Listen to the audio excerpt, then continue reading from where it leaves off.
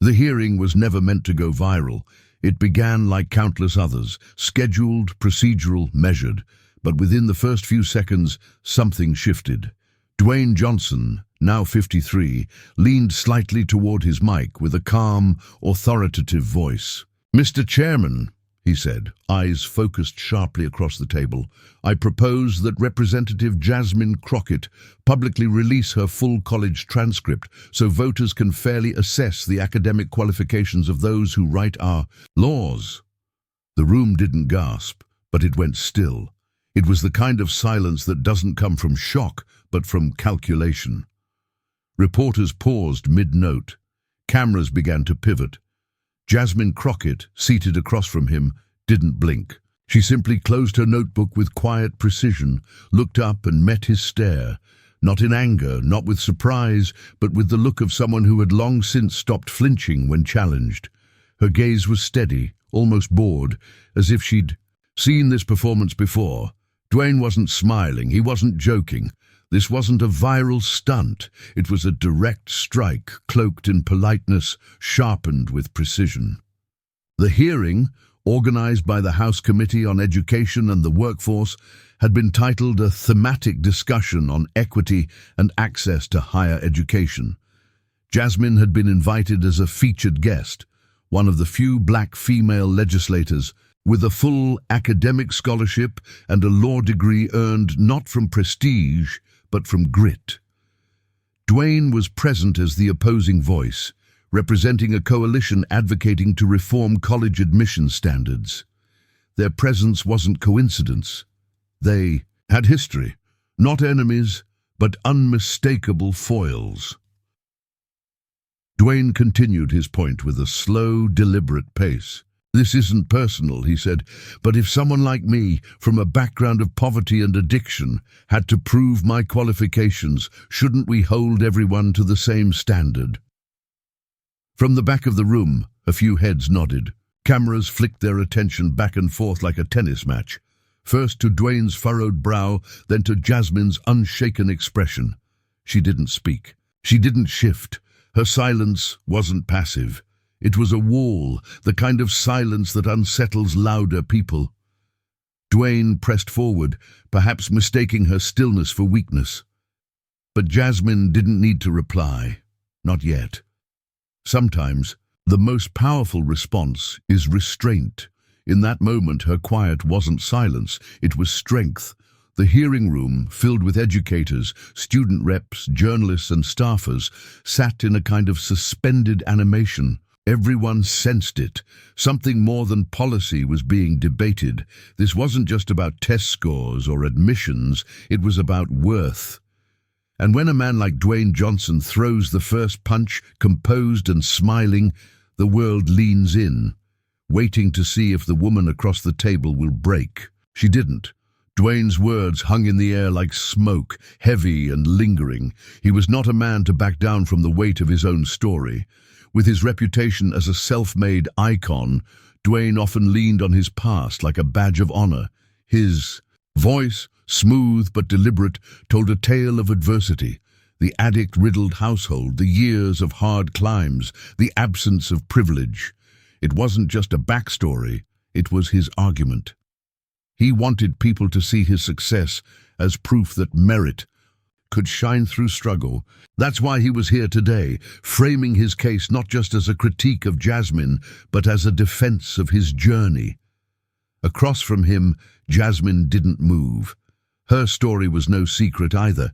She was the product of public schools, scholarships, long nights of study, marked not by privilege, but by determination so ingrained it became silent. But unlike Dwayne, she never held her past out for sympathy or applause. Her narrative didn't beg for attention. It was a quiet, relentless drive, refusing to let her roots be used as a crutch. She had been told, countless times, that her background should inspire humility or guilt, but she never played that game. Her success wasn't the counterpoint to Dwayne's. It was a mirror reflecting a different kind of strength. one that didn't need to be said aloud. They had faced off before, notably during a CNN debate where the question of success, whether it was earned through sheer effort or buoyed by privilege, had sparked sparks between them. Dwayne had stood there confidently proclaiming, "I came from nothing. I know what it means to overcome." Jasmine's reply, cool and precise, cut through. "I come from a place where adversity wasn't a circumstance. It was the norm, but I never used that as an excuse." The memory of that night hung between them now, invisible but tangible. In today's hearing, their tension wasn't born from fiery rhetoric or interruptions. It was etched into the way Dwayne adjusted his tie, the calculated steps as he approached the microphone, the slight pause as he measured his words. It was in the way Jasmine sat, hands resting lightly on her notebook, her gaze steady and unblinking, absorbing every word like a chess player, memorizing an opponent's move. The room around them was a mosaic of educators, parents, students, and journalists. Some engaged, others distracted, but all aware that this wasn't just another policy hearing. It was a test of presence, of poise under pressure. Dwayne's narrative. He drew a few nods. His words spoke to an old American ideal, the self-made story, the bootstrap legend. Jasmine's silence, in contrast, unsettled.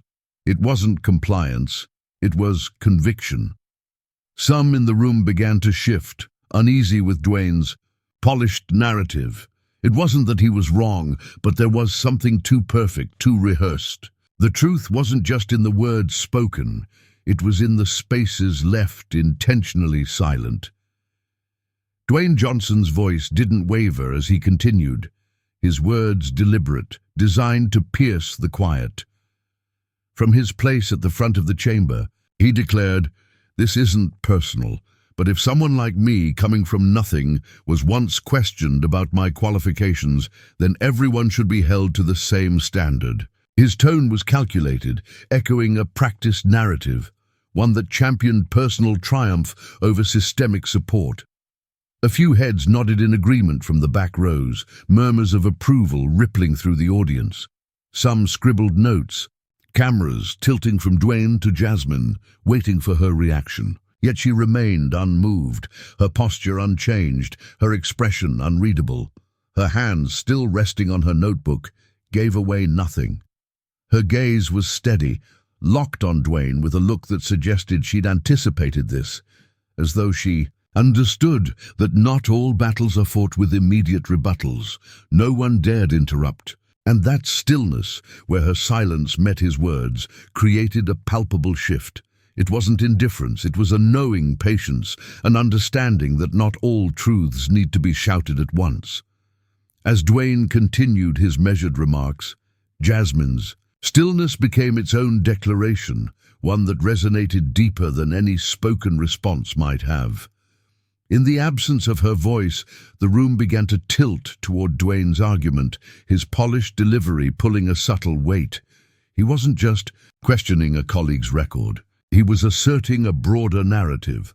Dwayne reached for a printed sheet, holding it aloft for the cameras to catch. "This is an anonymous post from EdaLeaks," he said, "where former students and professors share insights into public figures, academic records.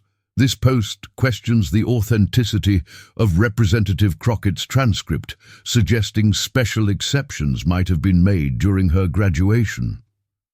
The murmur that followed was immediate, a ripple of discomfort and speculation threading through the chamber. Jasmine's expression remained unchanged. She simply tilted her head slightly, eyes following the paper in Dwayne's hand as though observing, not reacting. A committee member, seated near the center, finally spoke. "Is that an official source?" The question broke the hush with a sharpness that caught even Dwayne's attention.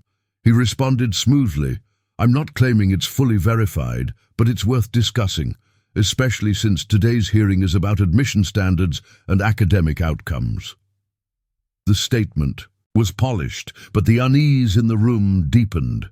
Cameras pivoted to Jasmine, anticipating her reply.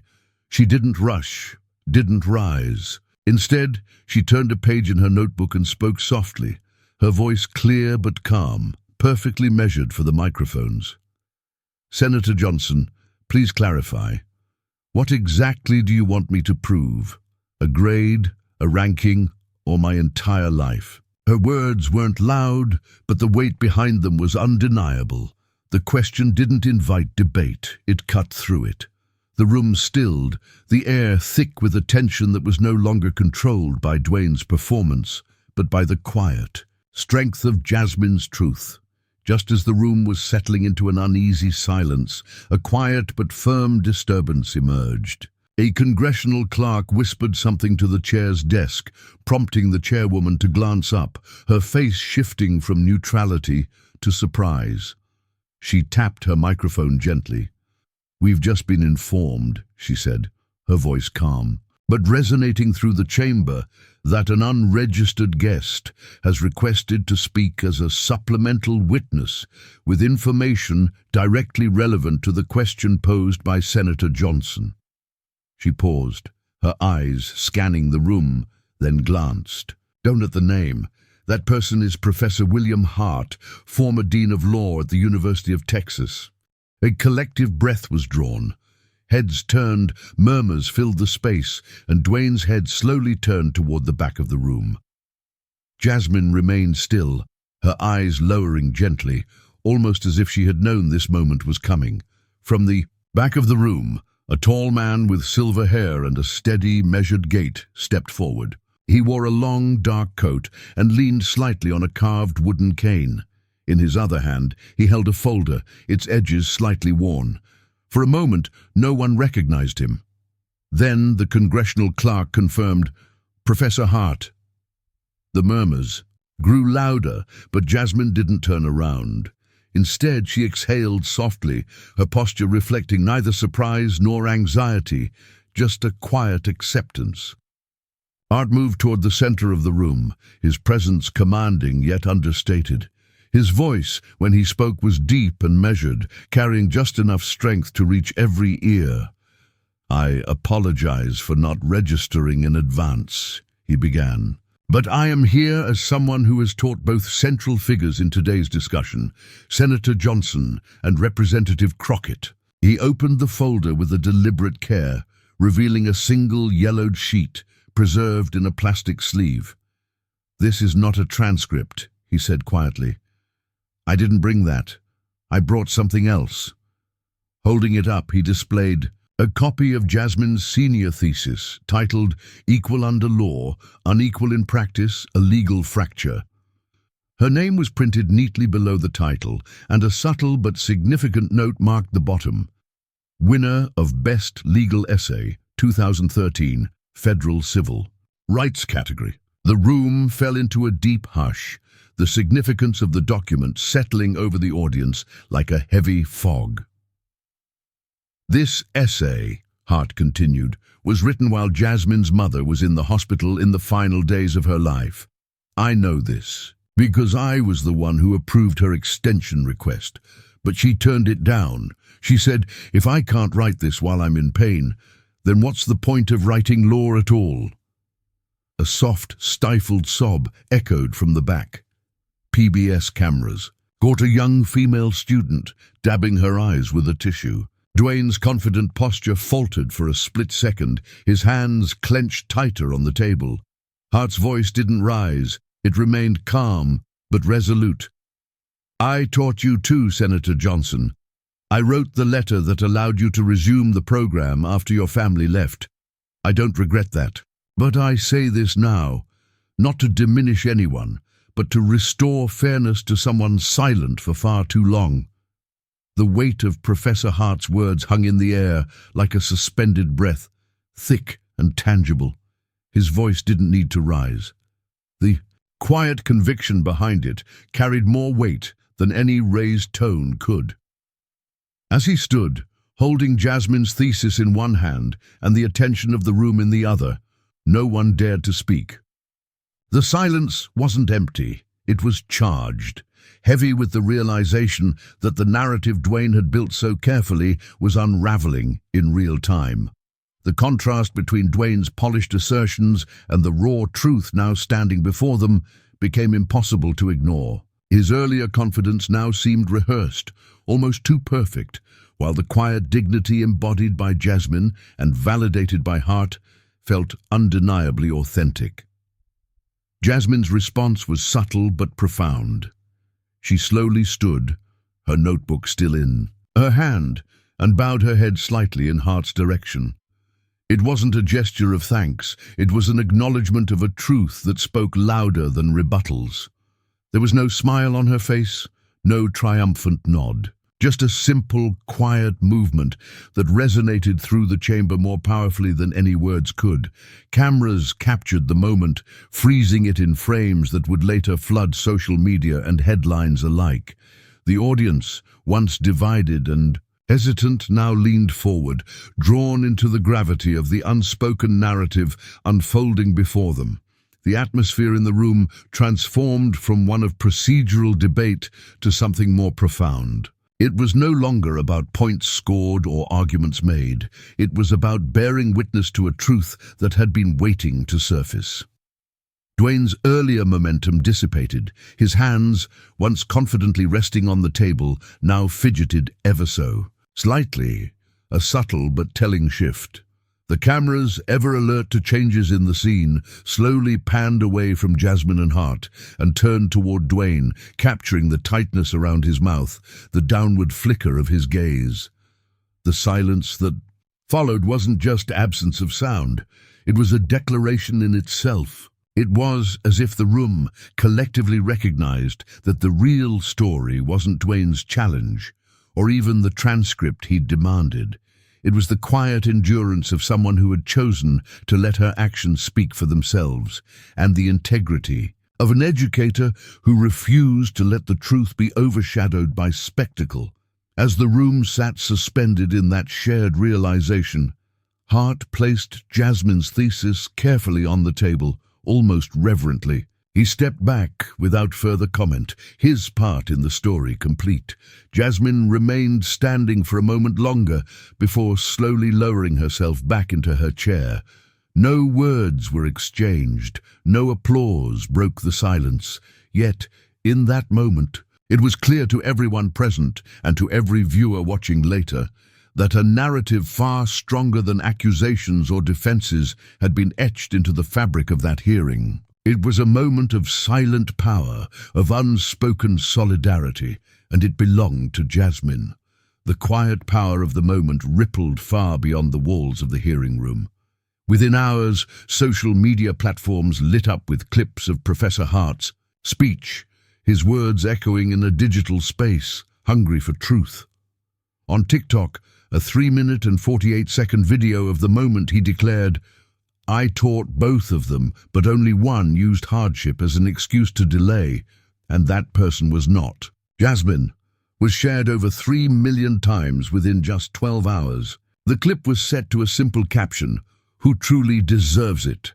Across Twitter, the hashtag "She didn't need to speak" gained momentum, accompanied by countless comments praising the strength of Jasmine's silence and the authenticity of her journey.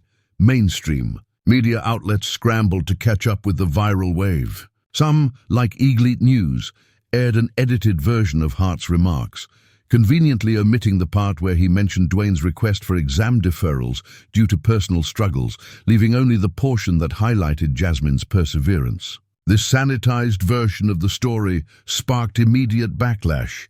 Users reposted the full, unedited clip, overlaying captions like, "Another example of truth, edited to fit the narrative," while thousands of comments flooded the original posts. With calls for transparency, a Reddit thread dedicated to legal ethics pinned a translated version of Jasmine's thesis, with detailed discussions about how she had used advanced constitutional reasoning to address racial bias and civil trial inequities. A Harvard professor commented, "If this essay had been written by a white student at an Ivy League school, we would have made it required reading by now." The remarks struck a chord and spread quickly, amplifying the discussion about merit, privilege, and who truly deserved recognition. Even those who had initially sided with Dwayne found themselves questioning the fairness of their assumptions. An unexpected voice joined the conversation, a conservative white alum, verified on social media, who had studied with Jasmine. His Facebook post, later shared tens of thousands of times, read, "In our final year, I almost failed administrative law. Jasmine handwrote every lecture note for me, even while her mother was dying. I never thanked her enough. I don't believe in race-based advantages, but I do believe in fairness. And fairness begins with asking who actually studied and who just tells a good story." The story's resonance grew, prompting universities from Yale and Harvard to Berkeley and Howard to release statements emphasizing the need to reassess how merit is measured in academia. Posters began circulating, one particularly memorable image showing a fountain pen resting on Jasmine's thesis with the caption, "Not everyone speaks, but everyone leaves a trace." The message was clear. It wasn't about who could talk the loudest, but about whose truth stood the test of time. And in this case, Jasmine's silence spoke volumes louder than any rebuttal could. The viral momentum wasn't just fleeting, it was a profound shift in public perception. As the story of the hearing spread, Jasmine Crockett's silence became more than just a moment. It became a symbol. She didn't make any public statements, didn't grant interviews, didn't appear on talk shows or morning news segments. Instead, she simply posted a single, understated message on her social media account. Not everyone in the same class learns the same lesson. There were no hashtags, no tags, no accompanying photo. Yet that one sentence, profound in its simplicity, was shared over 1.2 million times within 2 days. It wasn't just a message, it was a quiet declaration of resilience and truth, one that resonated with people across backgrounds and beliefs. Mainstream media outlets latched onto the shift, describing it as a moment when silence spoke louder than any defense or rebuttal. Time magazine called it the moment silence changed the tone of a nation, while The Atlantic ran a 4-page feature titled The Weight of Not Speaking, analyzing why Jasmine's quiet presence resonated more deeply than any fiery retort. The analysis focused not on what was said, but what was left unsaid, the quiet dignity of a woman who let her actions and character do the talking. In classrooms, student forums, and legal debates, her story was dissected not as a tale of victimhood, but as an example of unwavering integrity. Meanwhile, social media continued to amplify her stance. Comments flooded the platforms, many echoing a common sentiment. "I used to think silence was weakness.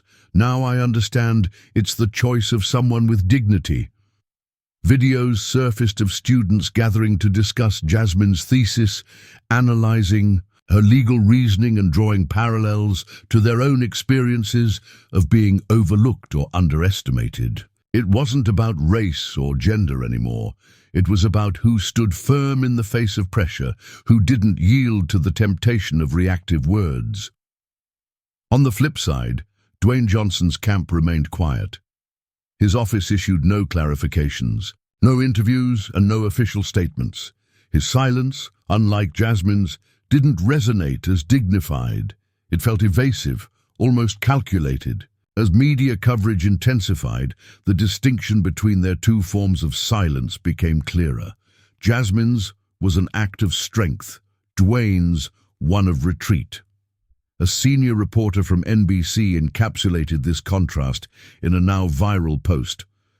"There are two kinds of silence. One silences the room, the other loses all its weight." This sentiment reverberated through newsrooms and online platforms, further cementing Jasmine's place as a figure of quiet power. In the midst of the media frenzy, Jasmine continued her work, attending legislative meetings, drafting policies, and engaging with constituents. She didn't seek the spotlight because she didn't need it. Her message was clear. True merit isn't measured by loud defenses, but by the consistency of one's character, and that character doesn't require constant explanation. It simply stands firm, and when the time is right, it speaks for itself. In the days that followed the hearing, the contrasting silences of Jasmine Crockett and Dwayne Johnson became the focal point of national conversation. While Jasmine's silence carried the quiet weight of integrity, Dwayne's felt evasive and calculated. His press team issued no clarifications, no statements, no interviews. When approached by reporters outside his office, he remained tight-lipped, offering only a brief no comment. His usual composed demeanor now appeared strained, and his once confident posture seemed to falter under the public's gaze. Photographs captured his bowed head and clenched jaw, images that quickly circulated across social media platforms. These images, especially when juxtaposed with the photo of Jasmine quietly holding her thesis in the hearing room's fading light, painted a stark contrast between two kinds of silence, one strong and dignified, the other defensive and hollow. The pressure from public opinion mounted swiftly. Comments flooded online forums, questioning Dwayne's motives and his handling of the situation. Hashtags like "Not all grades matter" and "Who really worked" trended for days, reinforcing the narrative that his challenge to Jasmine had backfired. Critics and supporters alike noted the disparity. While Dwayne's initial claims had revolved around fairness and meritocracy, his silence now spoke volumes about avoiding accountability. In contrast, Jasmine's silence wasn't about evasion, it was a deliberate, composed statement of self-assurance. The media amplified this contrast. One of the most shared images was a photo from the hearing. Dwayne seated at the table, his hands clenched together, his thumb tapping nervously against the edge of his chair, beads of sweat visible at his temple.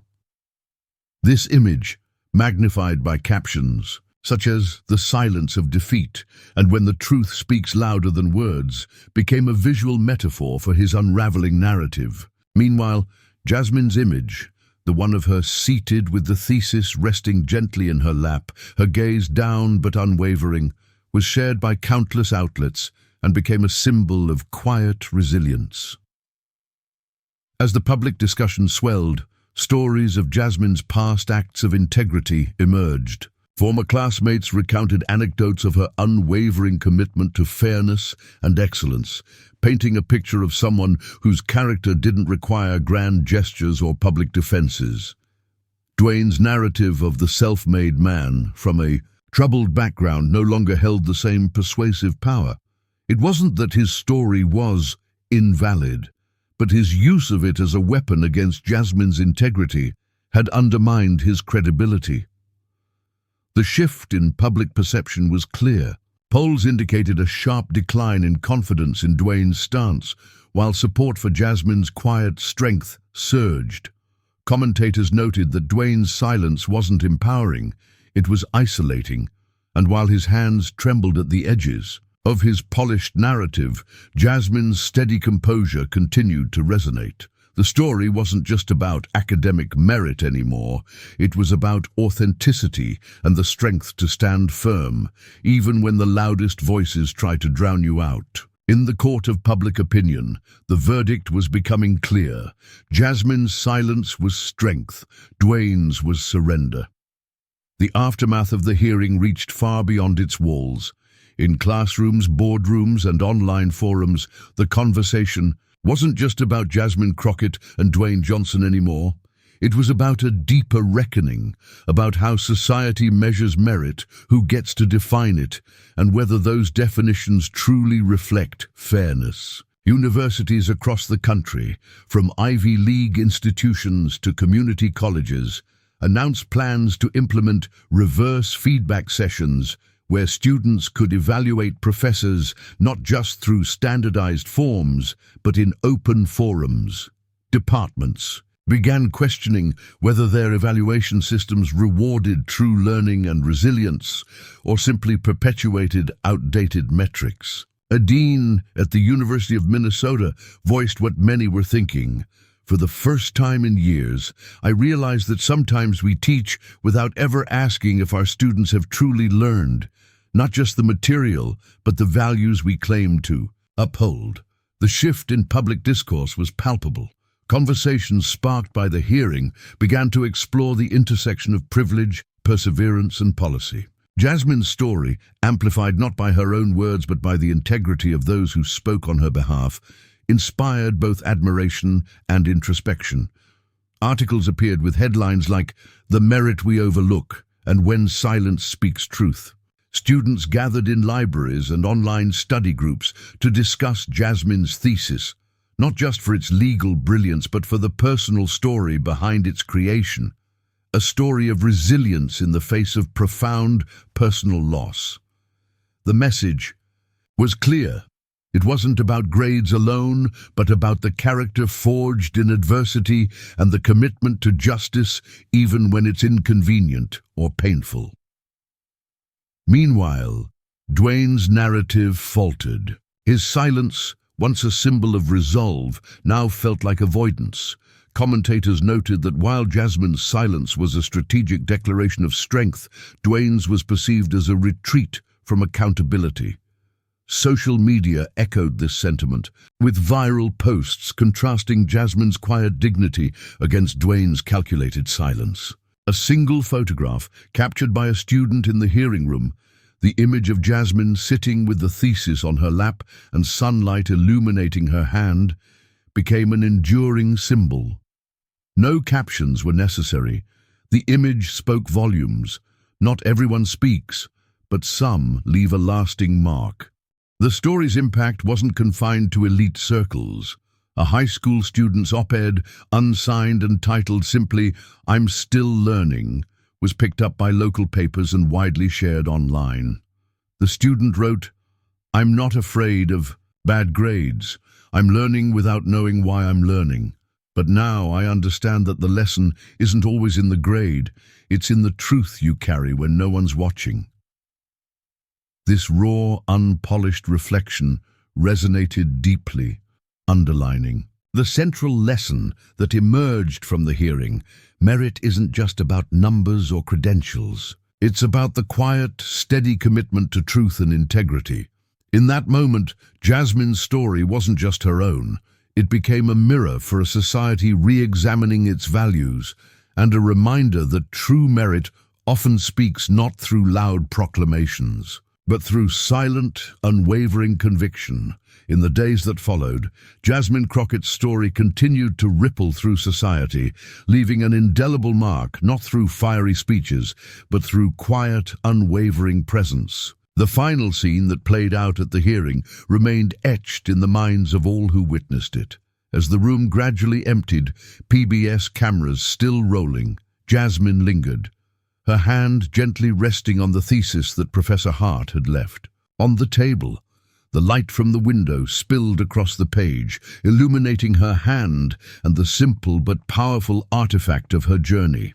Without fanfare, without a final word, she packed her notebook and stood. No applause, no declaration, just a silent acknowledgement of what had been revealed. The quiet weight of her story hung in the air like a gentle echo that refused to fade. In an unexpected turn, a behind-the-scenes clip surfaced later, capturing Jasmine as she paused at the exit, her hand on the door handle. She turned back, her face partially bathed in light, and whispered softly to herself, "Sometimes you don't need a transcript to know who learned the right lesson." The editors of the video chose not to add subtitles because none were needed. Her words resonated so deeply that they didn't require clarification. That moment, subtle and profound, became the defining image of the entire event. It wasn't about rebuttal or victory. It was about dignity, about knowing when to speak and when to let the truth speak for itself. Her decision to step back from the public spotlight only deepened the respect and admiration that surrounded her. Jasmine didn't seek to capitalize on her newfound recognition. She returned to her legislative work, drafting policies, meeting with constituents, and sharing occasional reflections on social media, each one understated yet impactful. Her quiet presence became a blueprint for how to lead with integrity in an era that often rewards the loudest voices. Meanwhile, Dwayne Johnson's silence continued, but not with the same effect. His office's no comment became a symbol of retreat rather than resilience. The public's perception shifted decisively. A senior NBC reporter aptly captured the contrast. Two kinds of silence. One silences the room, the other loses all its weight. That line was reposted thousands of times, framing the conversation around not just Jasmine's integrity, but also the broader implications of what it means to lead, to stand, and to stay true to one's values. As posters of the moment circulated, online and in educational spaces, showing Jasmine seated beside her thesis, the sunlight streaming over her hands, the image became a beacon of quiet strength. One publication simply captioned it, "Not everyone speaks, but someone always speaks at the right moment for those who've never been heard." It was a reminder that in the clamor of opinions and judgments, the most powerful stories are often the ones left to linger in silence. Jasmine's story, sealed not with words but with actions, wasn't just a personal triumph. It was a quiet revolution, a call for re-evaluating how society measures merit, and a testament to the enduring power of dignity. You've just witnessed a story where silence wasn't weakness, it was the loudest declaration of strength. Jasmine Crockett didn't just defend her truth, she let it speak through her actions, through her quiet resilience. And in a world full of noise, she reminded us that real power is knowing when to stand still. If this story moved you, if it made you think, if it made you feel, don't just scroll away. Hit that like button, share your thoughts in the comments, and subscribe. For more stories that matter, together let's amplify voices that speak with action, not just words.